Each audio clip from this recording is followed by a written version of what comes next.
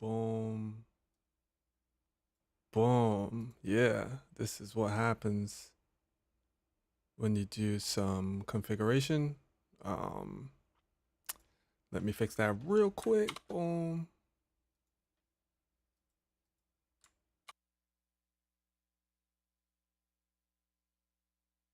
Boom. And boom. All right, there it is. There it is. There it is. There it is. There it is. This is what happened when you was doing some configuration testing and whatnot before the stream starts. And then you just didn't put things back the way it's supposed to be, you know? What's up, people? It's John here from JJSC Tech. And I am here to do some tests. If you were here yesterday, last night, forget about that. forget that it ever happened. I realized that I was using the wrong side of the microphone, but we don't need to get into that.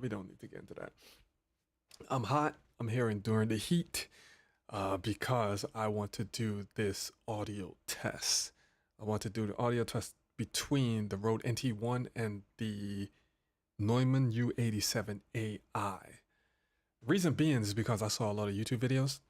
Saw tons of YouTube videos. So excuse the rag because I'm wiping off all the sweat. I got a fan in the background, so hopefully the mics don't pick up all that stuff. But the reason I'm doing this test is because I was seeing a few videos, and a lot of people were saying that the NT1 can hold up against the U87. I don't know how the NT1 sounds.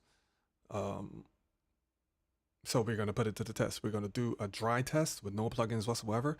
And I'm going to plug the NT1 inside of the Apollo X8 and put some plugins on there as well to see if I can make it sound similar to the U87. Now the U87 is like a $3,700 microphone, and the NT1 is a $250 microphone. So if a $250 microphone can sound close to good, or as close to as a $3,700 microphone, it's a win. It's definitely a win. So let's look at the NT1. You know what I'm saying? Look at the NT1. So this is the NT1. Boom.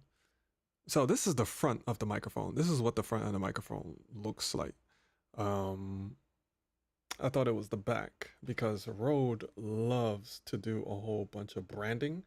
And as you see at the back, it has Rode NT1. So I thought this side was the front, but this side is the front of the microphone. So you got to follow that gold dot, and that's where you speak into. So it looks pretty similar to the U87. Now I know the U87. I use the U87 a lot. I use the U87 for voiceovers. I use the U87 for streaming. I use the U87s for my videos, my voiceovers when I'm doing videos, talking heads. I used the U87 a lot. You know what I'm saying? So for people to say that the NT1 sounds like it, I'm gonna put it to the test because I am very familiar with the U87, and if it doesn't, then they're just capping.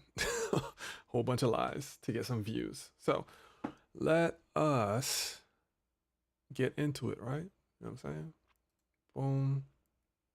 All right, so this is the Apollo right now. And let me connect the NT1.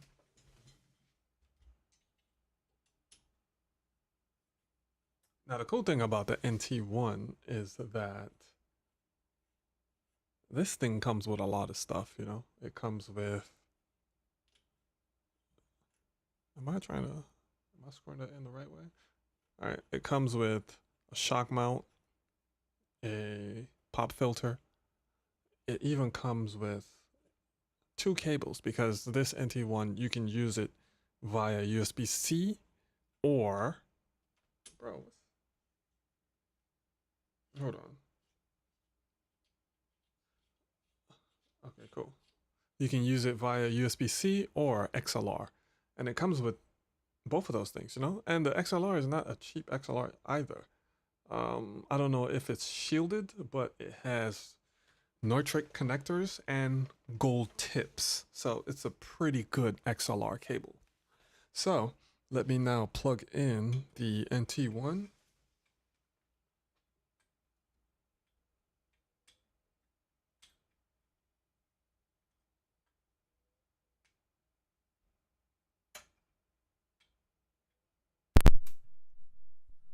All right, so the NT1 is right here by the Earthworks ethos.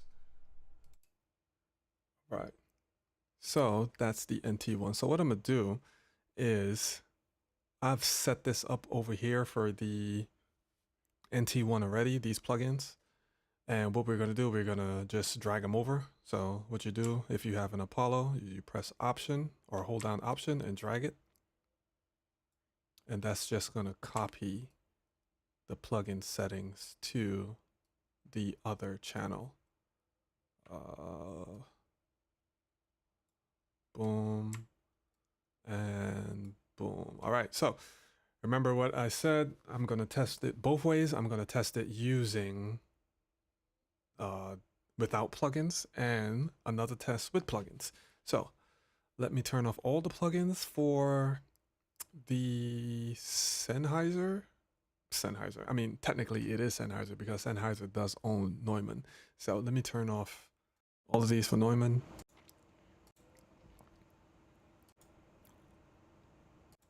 Boom, boom, boom. All right, testing, 1, 2, 1, 2.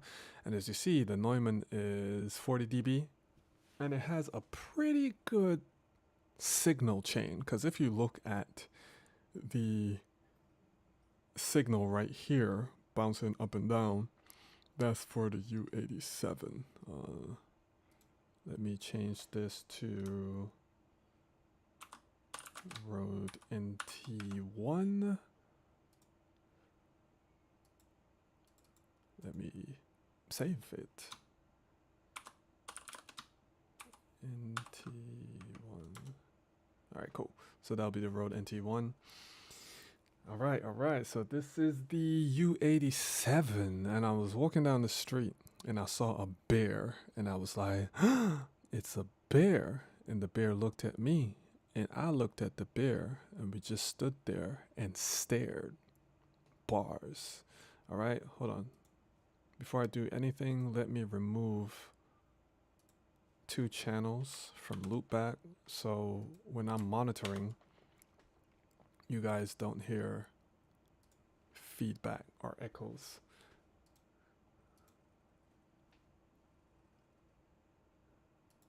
All right, so good.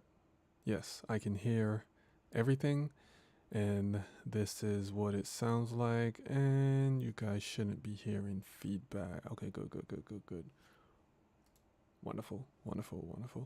All right, testing. 1, 2, 1, 2. All right, cool. So let me mute this up right now and let me go to the NT1.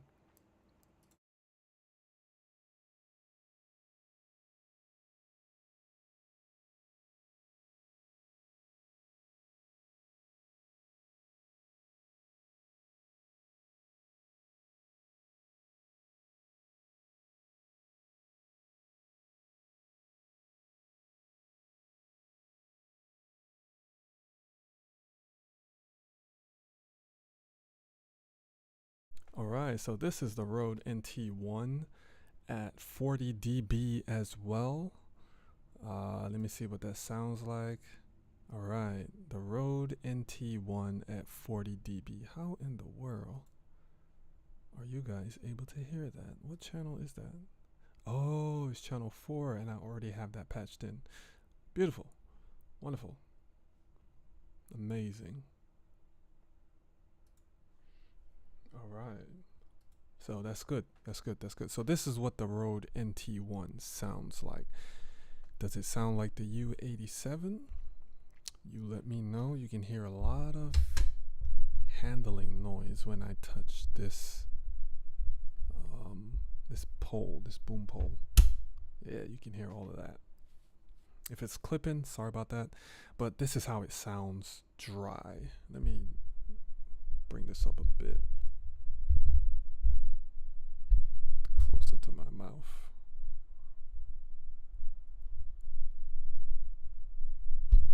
Oof. All right. So that's a bit closer to my mouth. Probably like an inch and a half away from my mouth. This is how I would have the U87. So testing, 1 2 1 2. I was walking down the street and I saw a bear, and I was like, "It's a bear!" And the bear looked at me, and I looked at the bear, and we just stood there and stared. Bars. All right, so this is what the NT1 sounds like. So for reference, let me bring back the U87.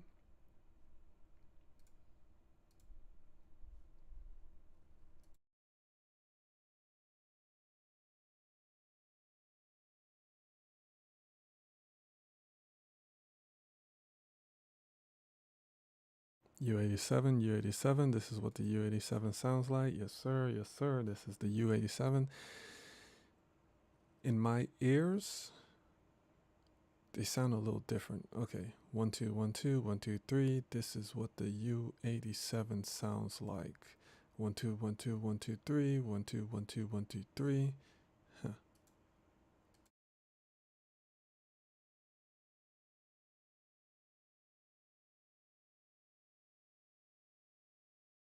1 2 1 2 1 2 3 1 2 1 2 1 2 3. This is what the NT1 sounds like. 1 2 1 2 1 2 3 1 2 1 2 1 2 3. This is what the NT1 sounds like. Now, they sound different. They definitely do sound different. They definitely sound different dry. The U87 sounds a bit more pronounced in the mids and the highs. And this one is pretty colored. Oh, the plosives. Let me put it to the corner of my mouth, like just like that. Jeez. All right. So, and I realize I have to go a bit more closer to the NT1. So let me just raise up the dB level just a bit to like 25 so it can match the U87. All right. So those are nice looking levels. Yeah, NT1. All right, cool. So what we should do now is try to put some plugins on this to see if we can get it sounding close to the U87 with plugins.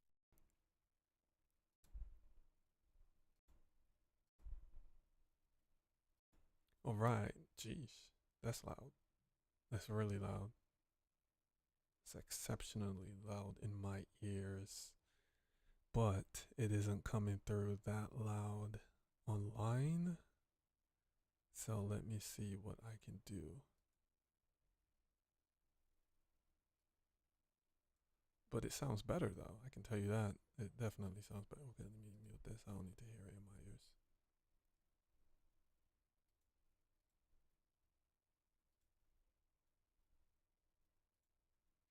All right, all right, all right. Okay, cool. So those levels look decent. I mean, it's clipping right here though. Jeez. It's definitely clipping right there. Testing, 1 2 1 2. Where can I pull it down? Or do I need to pull it down? All right, let's do this. Let's take it up right here. That's right there. It seems to be clipping. And let's take it down in the, let's take it out right here so it isn't clipping. Am I taking it up? Taking it up, taking it up, taking it up. Okay, cool. So let's just bring this up a bit until, okay, cool. Yeah, let's just take that up until it's like healthy levels. Okay, right there on the Teltronics, and I see that the compressor is working a bit too hard. So what I will do is bring this back a bit more so it isn't as aggressive. I'm actually taking it up. Bring it back a bit more so it isn't as aggressive. So my voice isn't like completely squished. Come on, you need to work. And I see it's clipping, so I don't want it to clip. All right, so this seems to be a bit fine when it comes to my levels. How does that sound? How does that sound? I mean, it sounds similar to my voice. It sounds kind of similar to my voice. If anything, I probably will get some bass, a bit of bass. Okay, let me turn off the fan. So we aren't getting any craziness with the gate.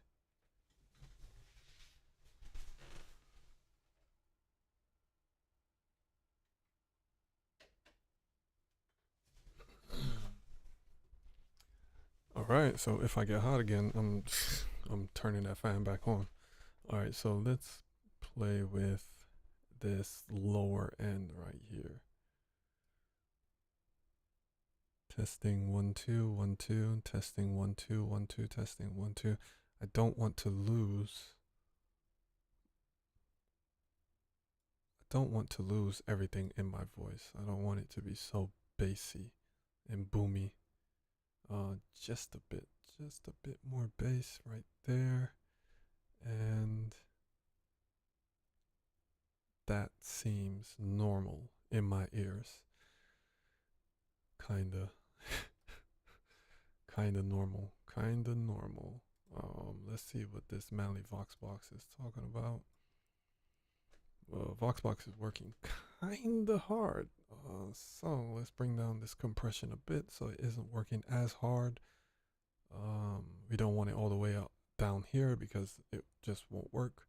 So we just want it to take down some of those transients when I'm speaking louder than usual. So just like that. All right, cool. So this is what the NT1 sounds like with some plugins. For reference, if I take off the plugins,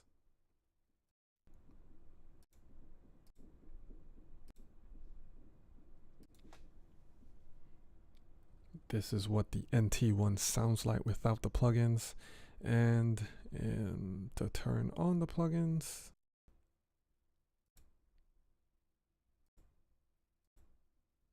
this is what the NT1 sounds like. So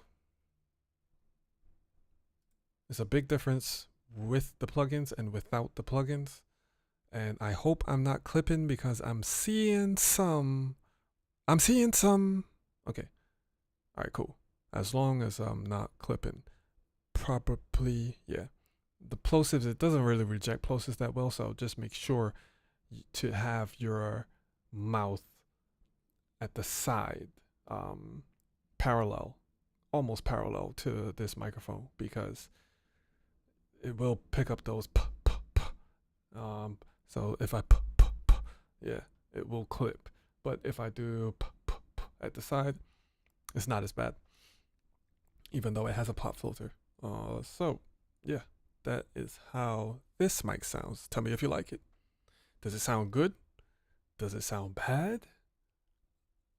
I don't know. I'll have to rewatch this video to know if it sounds good or bad. Okay, let me terminate this and let me do the U87.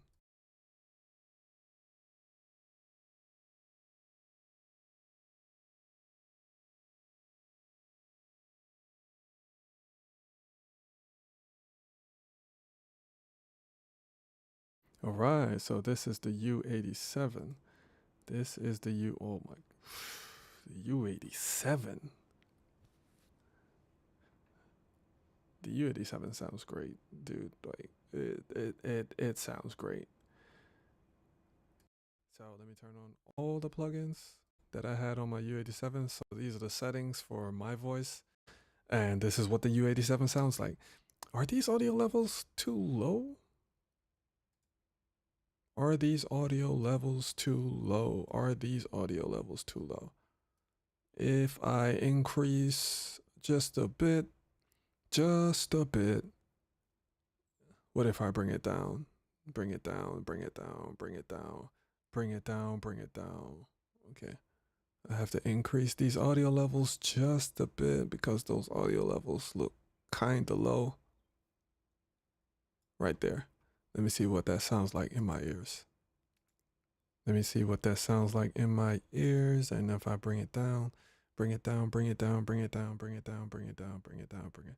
Voice is softer, softer. If I put that all the way to 0, which is what I don't want, because I don't want it to be so low. This U87 is way more sensitive. Way more sensitive. All right, let me keep that right there. And I shouldn't have to mess with the Teltronics or anything like that. Yeah, everything is working the way it's supposed to be. I don't touch the U87. Even when I do voiceovers, I mean, with that, even when I do voiceovers, I just arm these, or make sure like they're recording or sending it to the DAW. This is a bit different. Okay, right here. So as you see is R recording. So it's sending the plugins through to the stream. So if I'm recording using a DAW, using any program that requires audio, as long as I have this R right here, it will be sending all the plugins through. Now, there's another thing called monitor. In monitor, you shouldn't hear the plugins. As you see, my signal got really low in Ecamm, so it should sound a bit different. And if I arm, you hear all of the plugins. I mean, I guess I could have done the same thing. Hold on. But it was just set to monitor on the NT1. All right, so let's test the NT1 once more.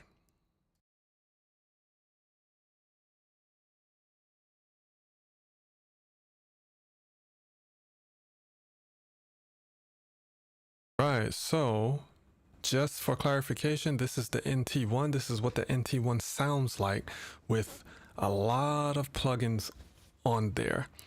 Let me know what it sounds like. Does it sound good? Does it sound close to the U87? Me personally, it doesn't. Does not sound close to the U87 whatsoever. It doesn't even sound like the U87. It sounds good. It doesn't sound bad, but it doesn't sound like the U87. It's not close. Let me turn off all of these so you can hear what it sounds like dry. So this is what it sounds like out the box. When you get a NT1, this is what it sounds like out the box. And if you have an Apollo and you have my same plugins, it would sound like. So let me go through some of the settings that I have here. So if you have an NT1, you can copy these settings. So as you see in the highs, this is the SSL 4000 strip E. I'm doing a whole bunch of cuts in the EQ. So these are the highs. This is kind of like 11,000 K, and I'm just cutting ever so much. And right here in the mid highs, I have the Q set to kind of thin, and this is like 700 kilohertz, and I'm cutting there as well. As well as if you go to the low mids frequencies, right here, can I? Nope, you can't see any of that. Okay, cool. So I'm cutting a lot of the low mid frequencies because for some reason this microphone is kind of boomy. It's really boomy. There's a huge presence in the low end of this microphone, which is what I necessarily don't like because I can't really add anything for body. It is what it is. This is like 250 kilohertz. Now I'm cutting that a lot, and in the low frequencies, I'm cutting that too. Between 100 and 150, maybe. Yeah, between 100 and 150, I'm cutting a lot of that stuff out as well. So I'm doing a minus EQ on this mic because it sounds better with a minus EQ.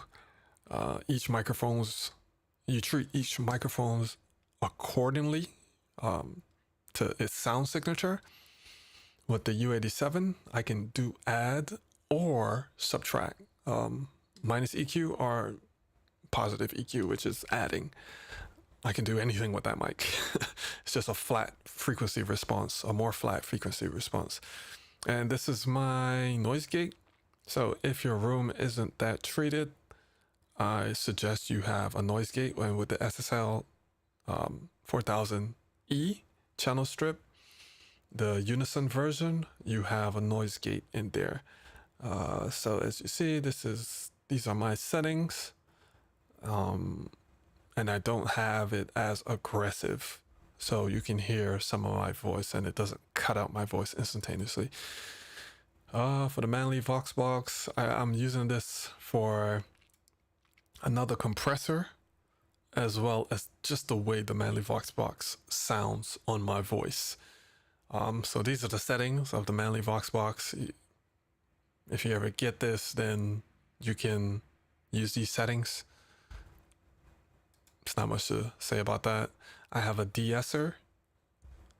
Reason being is because I'm kind of sibilant, like pretty sibilant. So I put on a de-esser in order to get rid of some of those sibilants, and I found out that a lot of my sibilants resides in the 8K frequency. So I just put a small Q on there instead of making it wide. It's Q. It's a tiny Q, and I cut out some of those frequencies, like a lot. That way when I'm speaking, you don't hear a lot of that. So let me turn it off. Yeah. So it works, it works. And I do like this is the Neve. I do like this a lot. This is really good. And these are my settings for Neve, for my voice, rather. These are the settings for my voice.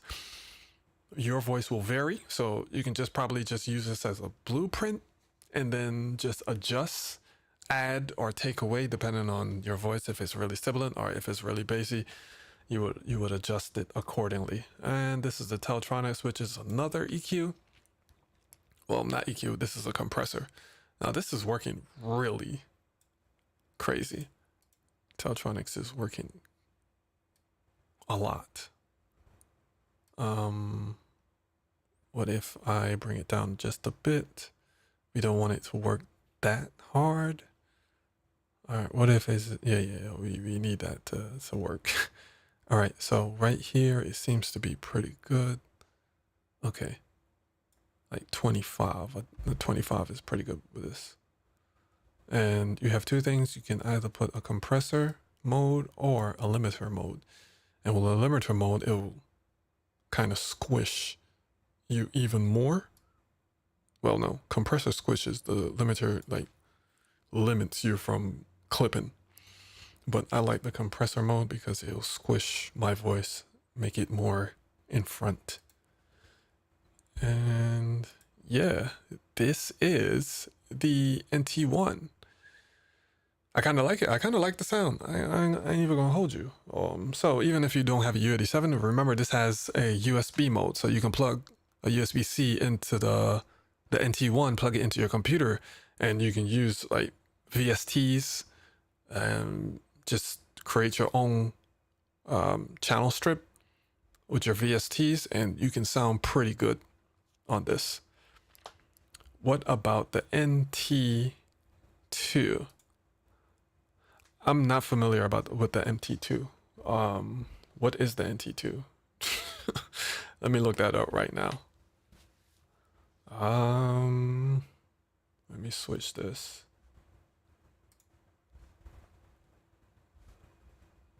Let me go to B&H.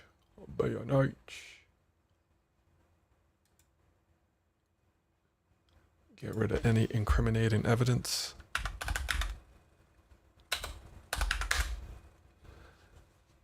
All right. Let me switch it from the Apollo to Safari. Boom, now you should be able to see Safari. The Rode NT2.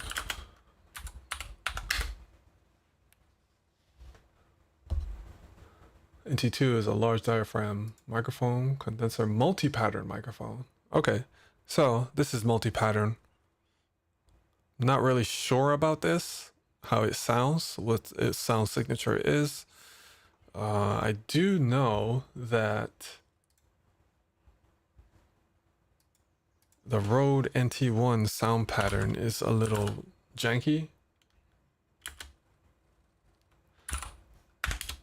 NT1 frequency chart.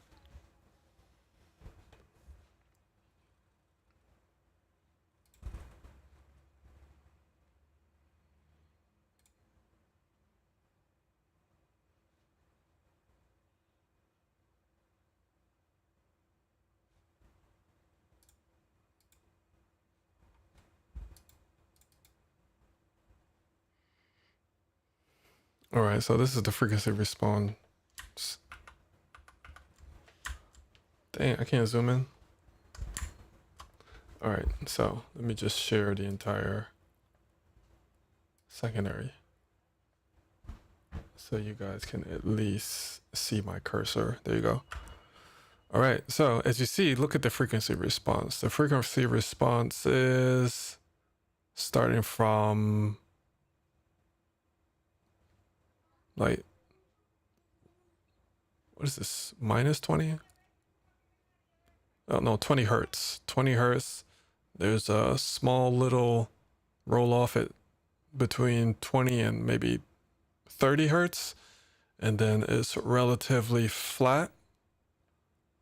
And then it bumps up at roughly 8,000.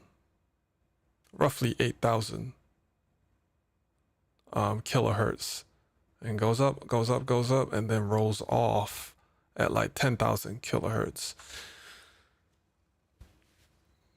I'm not sure if this is accurate because Rode sprinkles a little more marketing than reality. So this is not highly accurate because if you look at the U87, if this is accurate, if this chart is accurate, this is very similar to the U87. Very similar to U87. Let me open another tab and show you what the U87 frequency response looks like. Neumann U87.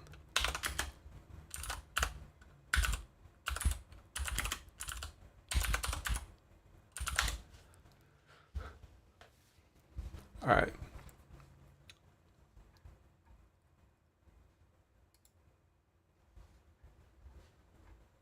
So look at this. As you see, the Neumann at 20 hertz is a roll off, but at like maybe, what is this? Like maybe 70 hertz. It's flat, completely flat. And then there is a huge bump at around the same 8,000 hertz. So this looks very similar to the U87, this right here. This actually should be responding better than the U87 because this line is extremely flat. But it doesn't sound the same. It does not sound the same. So you said the NT2. So let's see if the NT2 looks the same as the NT1, because if it does, then it'll pretty much sound the same. You'll just have different like polar patterns to work with, because it's a multipolar. The NT2 is a multipolar pattern microphone. So Rode NT2 frequency response. Now this looks janky. Let me do it. Let me get it from Rode. As you see, NT2 is a multipolar pattern microphone. So let me get FN again. So it has cardioid, traditional cardioid. It has figure 8, and it has omni. I think this is similar to the U87, which is omni, cardioid, bidirectional, or figure 8. Yep. So the NT2 is similar to the U87, but the frequency responses is all over the place. There's a slight bump at like 100 hertz. It dips, and there's another bump at like 600 hertz, and then it goes down a bit. There's a little spike, and then another bump right here, and then it goes all the way up. So this mic is going to sound pretty different. In the Omni, polar pattern is a bit more flatter with a bump at like 200 hertz. It's just a little speed bumps right here, and then a huge bump at like 10,000. So it'll sound different. I don't have much experience with it. This is my first time using the NT1, and this is what it sounds like with a whole bunch of plugins from UAD. So let me switch it real quick, and let me go back to the U87, and let's see if you guys can tell a difference. You will be able to tell a difference. Spoiler alert.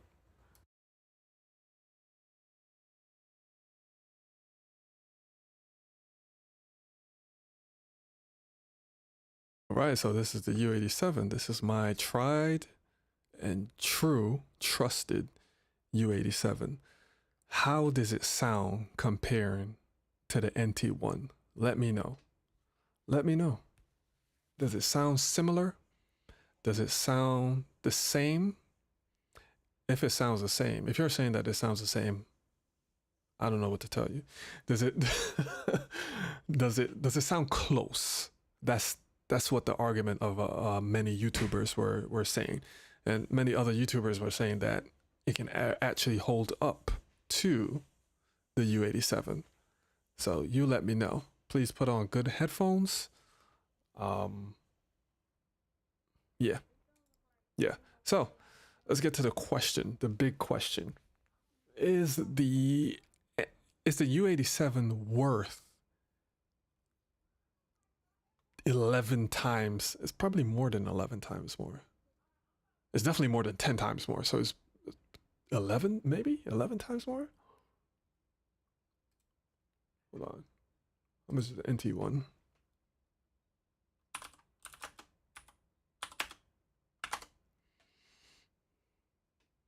The Rode NT1 5th generation, because that's the one I have right here, is $250. And the U87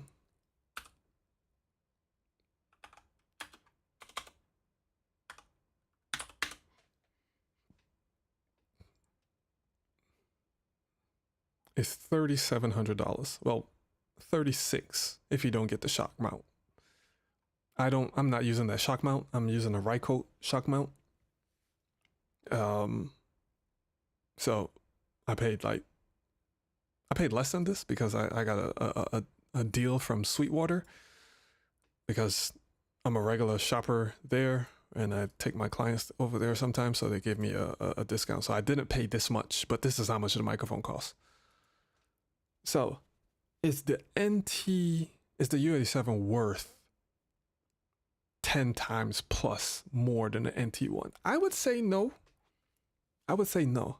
This doesn't sound 10 times better than the NT1. As you see, using some plugins and etc., you can get the NT1 sounding pretty good. The reason this is so much, not only because it has multiple polar patterns, omni, cardioid, and figure eight, it's because of its sound, its signature sound, and its relatively flat signature profile as well. Its frequency response is relatively flat. So you can put this mic on anyone's voice. And with the settings that I have on this mic, I can do minor adjustments to each person's voice without messing up my settings. And this mic sounds great on the person's voice. The law of diminishing return comes into effect, paying exponentially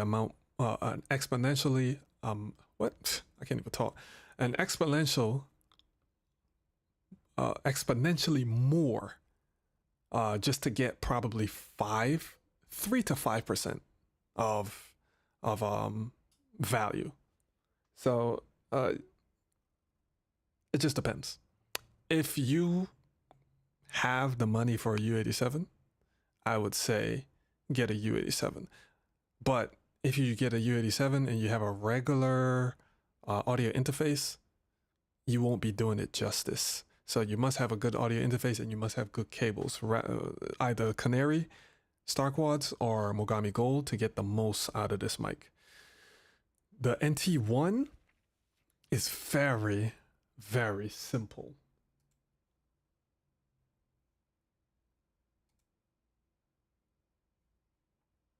For $250, bro, what you get for $250 is all of these things that comes in the box.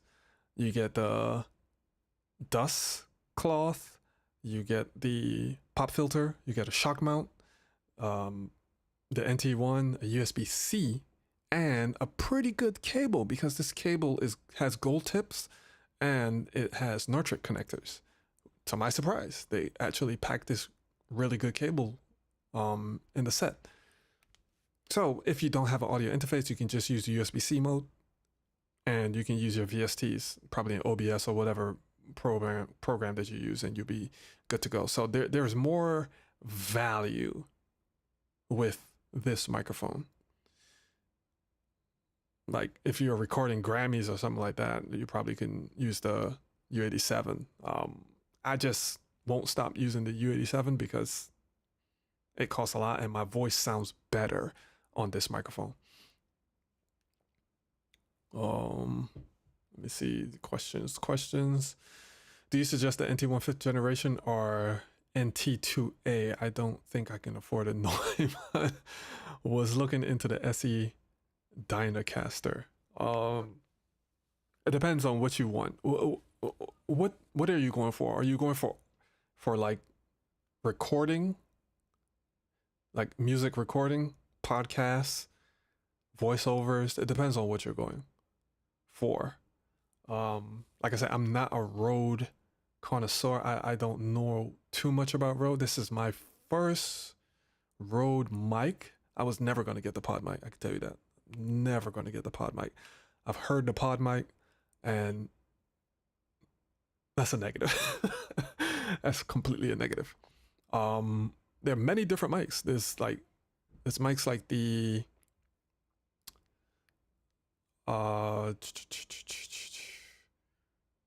RE20 Electro Voice RE20. There's also the SM7B.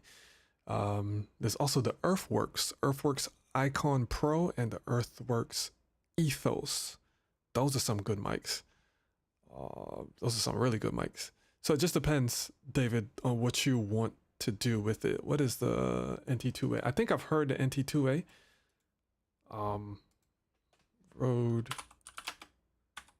NT2A. Oh yeah, this is the same microphone that DJ Crinch was speaking about. The only thing about this, I don't have experience with it. It's going to sound different than the NT1. This mic, well, that mic that I was using is going to sound different. Is that NT1 muted? Hopefully you guys aren't hearing like, yeah, it's muted. All right, cool. Yeah, it's going to sound different because the polar pattern, the pickup pattern on that NT2A is a bit funky.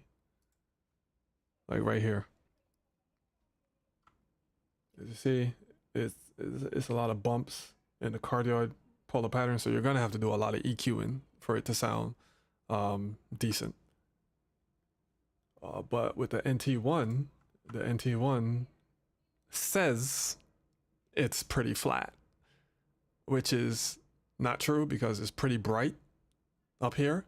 So instead of the bump starting at 10K, I think this bump is more around, well, it says start at 8K. I think this bump is more so starting at around 5K and goes up. I don't trust this graph. Let me see. Just to do YouTube reviews on headphones, there's where the money went. I mean, yeah. Yeah. I mean, yeah, NT1 is fine. The NT1 is fine. You don't have to spend so much money to get the NT2A to get multiple polar patterns, because the NT1, once you plug it into a good audio interface and put some plugins behind it, it can sound pretty good. Let me switch to that right now. So that's what this video is about, switching back and forth. So let me switch back to the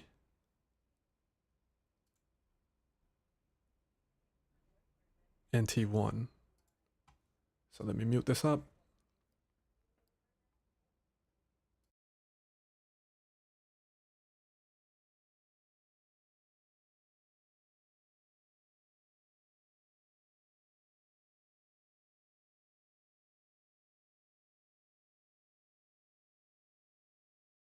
Boom. Back on the NT1. So tell me, you were hearing the U87 and now you're hearing the NT1 with a whole bunch of plugins in there. Which one do you prefer?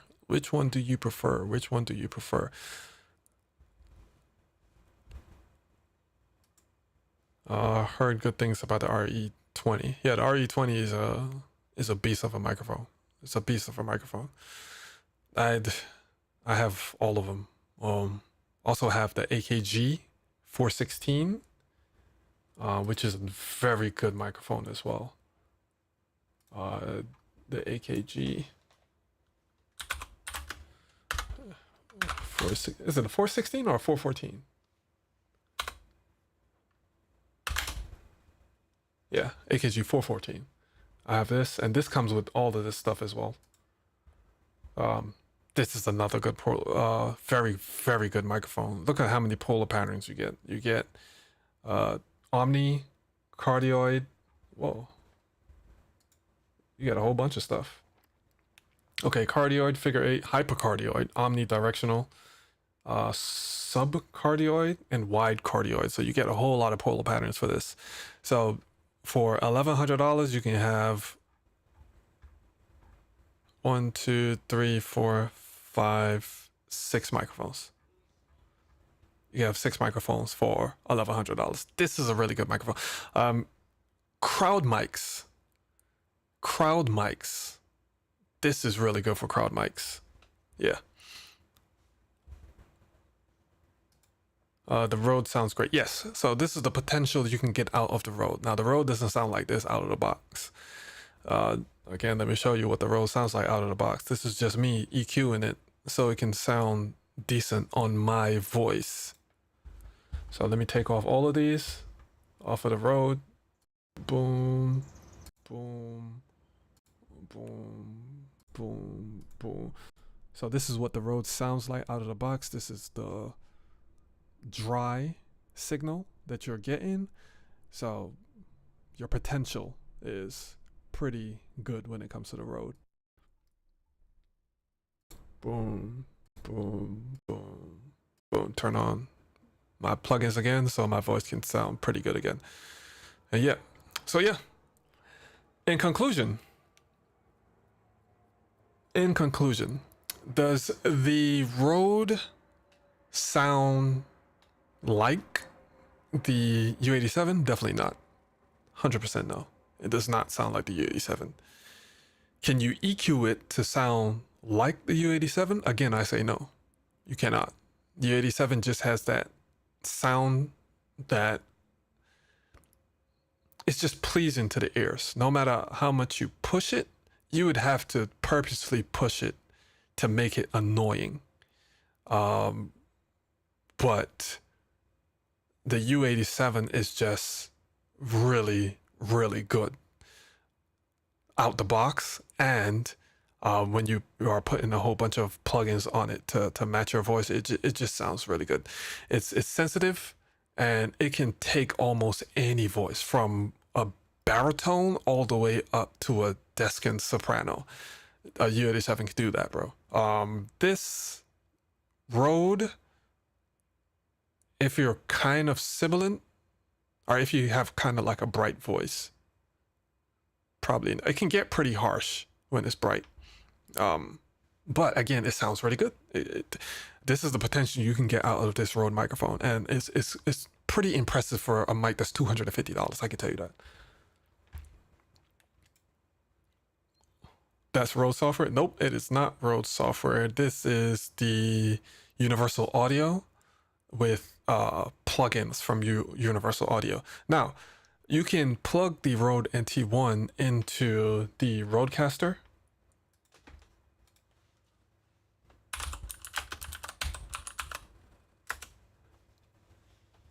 Into something like this.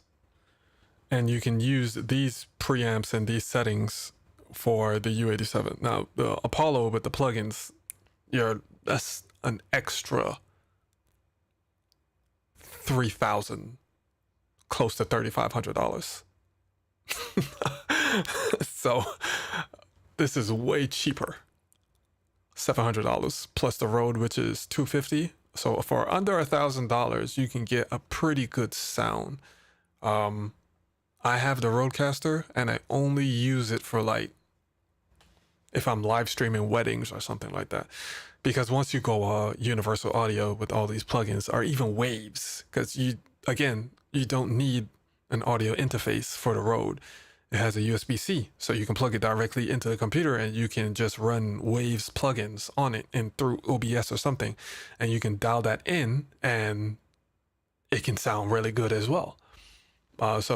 If you plug the Rode NT1 into this, there's a preset in the Rodecaster for the NT1, which sets the gain and etc. And then all you have to do is play around with like the plugins, like its compressor and its EQ and etc. Yeah. Are the plugins from Neumann come with purchase? Nope. All of these things are separate. The Neumann is $3,600, and all you get inside of the box, well, you get a really nice wooden box. So you get a really nice wooden box and the microphone. That's all you get with the Neumann. That's all you get. And then you got to turn around and buy the UAD if you're going with the Apollo. And then you have to turn around and buy your plugins. So there's a whole bunch of money to spend when it comes to audio. But I guarantee if you go this route, your clients will continue to call you back because your voice will sound so great. It will sound so awesome. But don't go this route if this is not your profession. If you're just doing this for fun, don't go this route whatsoever. I'm just doing this to show that some YouTubers are lying 100%. They're saying that the Rode NT1 sounds very similar or could go toe to toe with the U87. That's not the case. That's not the case. Then you need to save your money. Look, if it's an investment, meaning you are putting the money into this equipment in hopes to make it back, or you have a high chance of making it back, then I would say do it. But again, if you're just doing YouTube videos, do not buy a U87, because that's crazy. Do not buy a U87. The other thing about a U87, even though it sounds so good, it is very sensitive. So a U87 is very honest. What I mean by honest, if your room isn't treated, it's going to expose you. If you aren't that good at EQing and compression and etc., the U87 is going to expose you. If you have some nuances in your voice that you don't like, it is going to expose you. It is not really forgiven because it's so true. The NT1 is a bit more forgiving. Again, for $250, this microphone sounds pretty good. Granted, I'm cheating because I'm going through a whole bunch of plugins and etc. from UAD, but this is the potential you can get out of this microphone that's $250. So that's a big deal. What's going to go with SSL 2 and the MK SSL definitely is a wonderful plugin to go with. I would advise, yeah, if you're doing Waves plugins, SSL is definitely one of the first plugins that you need to get because it is simple and it is very, very versatile. Very versatile. Yeah, and plus there are so many other plugins and whatnot. So yeah, that's it. That's about it.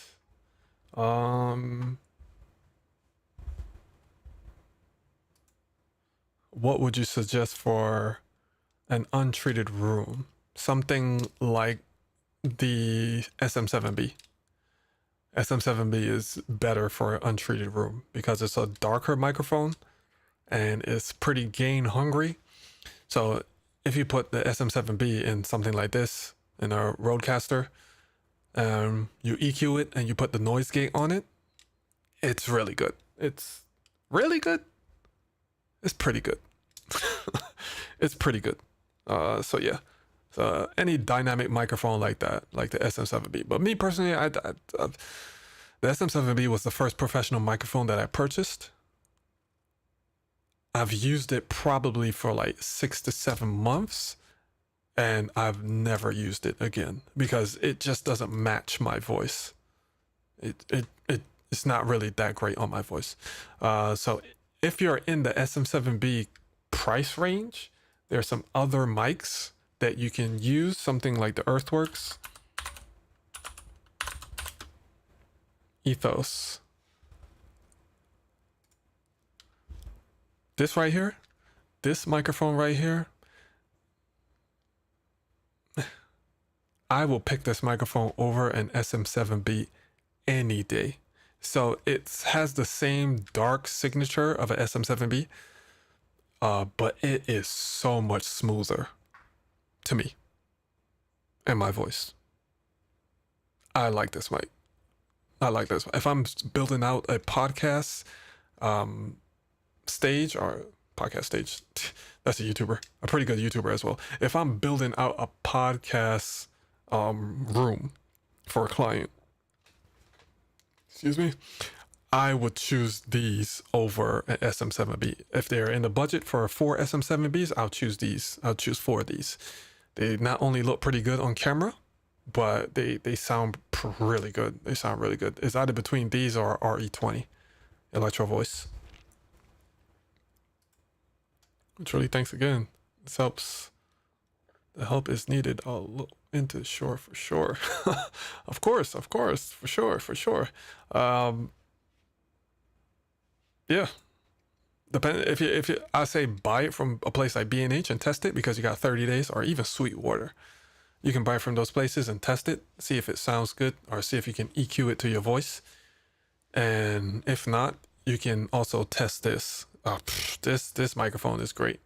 It's not so known, but I discovered these microphones a few months ago, and these microphones they sound amazing. They sound amazing. You can also get it in black. They sound amazing. Yeah. Yes, sir. Looking into the earthworks. Yes, sir.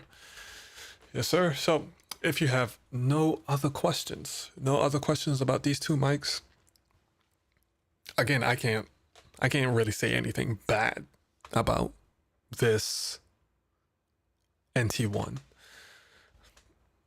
It sounds pretty good. I must say, it sounds pretty good. It sounds pretty good. Is it in the same category as a U87? No, it's not. Again, I'll say it again. No. I mean, you guys can judge it once more. Boom.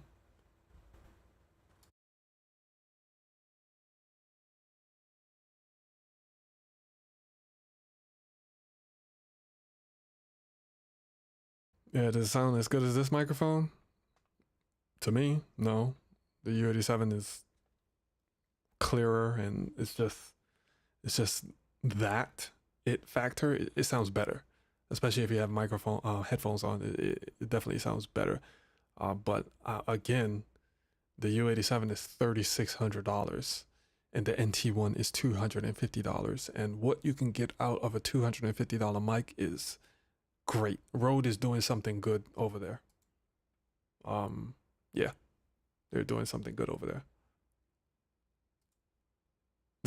Can only give one thumbs up. That's all right. That's all right. I appreciate it. I appreciate it.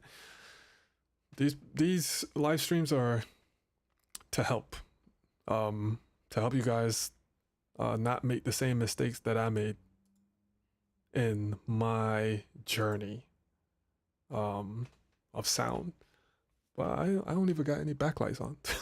Yeah, not make the same mistakes that I made. I've done a whole lot of searching. I've listened to a whole bunch of YouTubers, especially around COVID with the U87. They say just get the U87 and plug it into like an audio interface like the Focusrite 2i2, and you are going to sound amazing. That's a lie.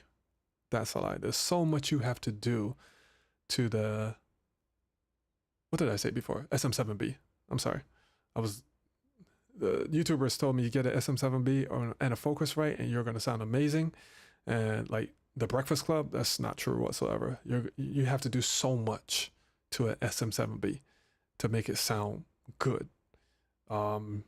Then I just did my own research, got microphones, tested it, and came across the Neumann.